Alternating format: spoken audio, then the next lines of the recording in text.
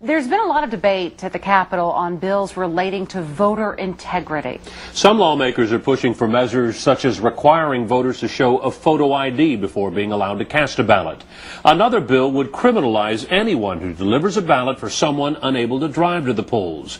Now, with so much emphasis on one vote for one person, you'd think lawmakers would make sure they follow the rules too. In tonight's CBS 42 Investigates, Nancy Wilson found out many don't. It's a record vote. Clerk, please read the bill.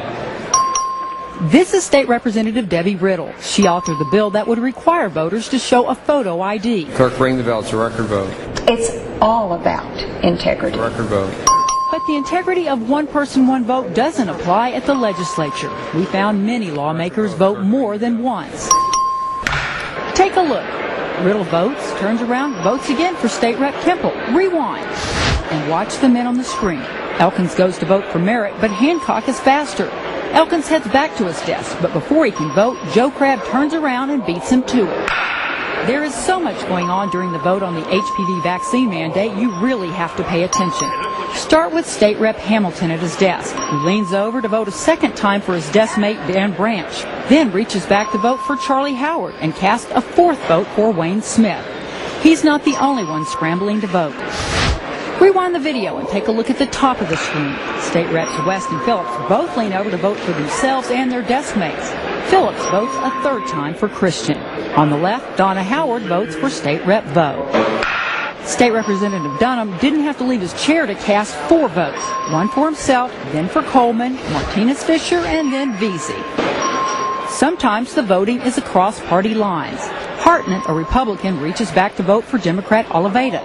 Democrat Matt Reynolds votes for Republican England, and Republican John Davis votes for Democrat Noriega. Most voters have no way of knowing if their lawmakers are actually casting their own vote. Even though the legislature is broadcast on cable TV, the cameras change from this to this when it's time to vote.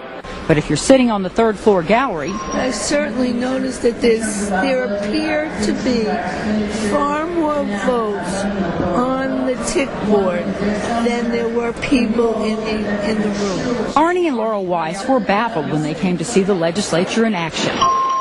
It seems very inappropriate and they should do something about it. Yeah, definitely.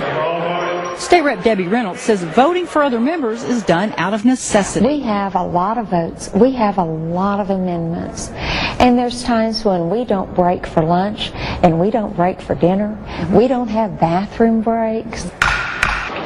Necessity or not, one thing is clear. They aren't supposed to be doing it.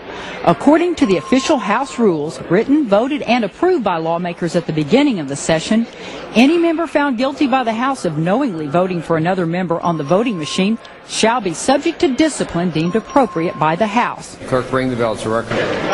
So, should lawmakers do it? Well, there's no question. At face value, it seems a blatant affront to their own rules.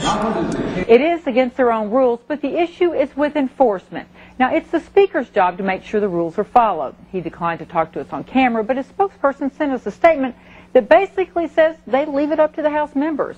Although the practice is widespread, we couldn't find any instances of lawmakers being disciplined for voting more than once. Nancy Wilson, CBS 42 Investigates. If you'd like to read the full statement from Speaker Cranach's spokesperson, you'll find it on our website, KITV.com.